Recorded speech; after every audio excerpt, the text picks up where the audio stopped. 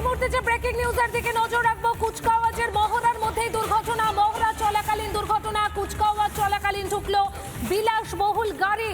Red রোডে barricade উপেক্ষা করায় দুর্ঘটনা। নিয়ন্ত্রণ হারিয়ে গার্ড রেলে ধাক্কা। গাড়ির একাধিক নথি মেয়াদ উত্তীর্ণ। কিভাবে রাস্তায় মেয়াদ উত্তীর্ণ গাড়ি? চালককে আটক করে জিজ্ঞাসাবাদ পুলিশের। কুচকাওয়াজের মহড়ার মধ্যেই দুর্ঘটনা। মহড়া চলাকালীন দুর্ঘটনা। কুচকাওয়াজ চলাকালীন ঢুকলো বিলাসবহুল গাড়ি। রেড রোডে ব্যারিকেড উপেক্ষা করাতে দুর্ঘটনা। নিয়ন্ত্রণ হারিয়ে গার্ড রেলে ধাক্কা।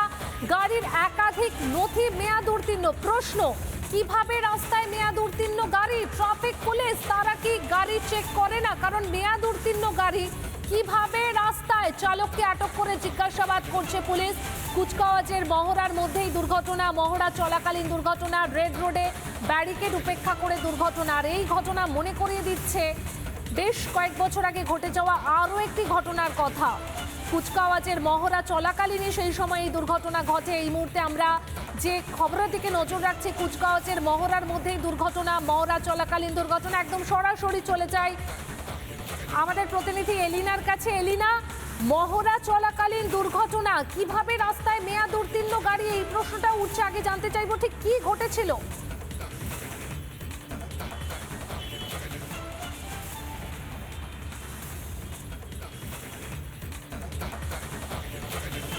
একেবারে পায়েল, দেখো আর একদিন পরেই রয়েছে 26শে জানুয়ারি প্রজাতন্ত্র দিবস, এবং সেই উপলক্ষে রেড রোডে স্বাভাবিকভাবেই কুচকাওয়াজের মহড়া চলছে একেবারে ভোর থেকে। আজকেও অবশ্যই তার ব্যতিক্রম হয়নি। কুচকাওয়াজের মহড়া চলাকালীন একটি 4 চাকা গাড়ি, যে গাড়ির ছবি আমি এই মুহূর্তে একবার দেখানোর জন্য বলবো আমার ভিডিও জার্নালিস্ট রজনীকান্ত বেরাকে, এই গাড়িটি কিন্তু একেবারে দ্রুত গতিতে ছুটে আসে রেড রোডের দিক থেকে 5 স্ট্রিট যাওয়ার জন্য, এবং সেই জায়গায় যখন অত্যন্ত দ্রুত গতিতে গাড়িটি ছুটে আসে তখন তাকে পুলিশ থামানোর চেষ্টা করে, কিন্তু তখনই সজোরে ধাক্কা মারে এই গাড়িটি একটি গার্ড রেলে। তারপরেই গাড়িটিকে কিন্তু আটক করা হয়েছে এবং তার সঙ্গে সঙ্গে চালককে আটক করে ইতিমধ্যেই তাকে জিজ্ঞাসাবাদ করা হচ্ছে।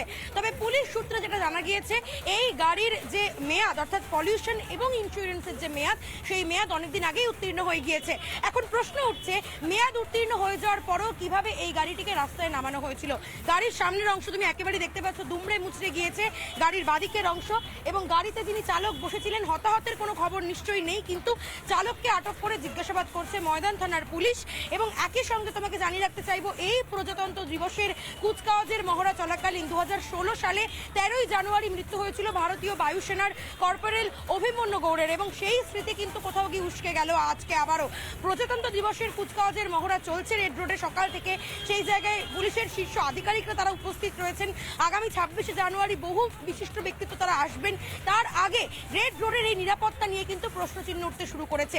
কিভাবে গাড়িটি সজোরে এলো, কিভাবে গার্ড রেল পেরিয়ে টপকে যাওয়ার চেষ্টা করলো, কেন এমনটা হলো, সেই নিয়ে কিন্তু প্রশ্নচিহ্ন উঠছে।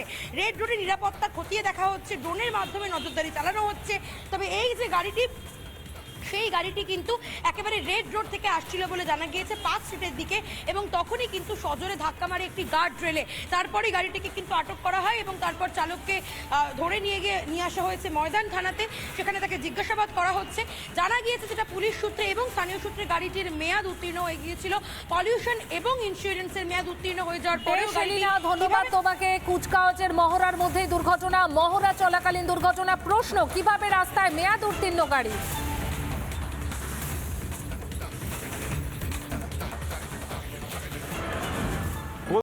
নানা ধরনের কন্টেন্ট দেখার জন্য লাইক করুন, শেয়ার করুন আমাদের ফেসবুক পেজ, সাবস্ক্রাইব করুন আমাদের ইউটিউব চ্যানেল।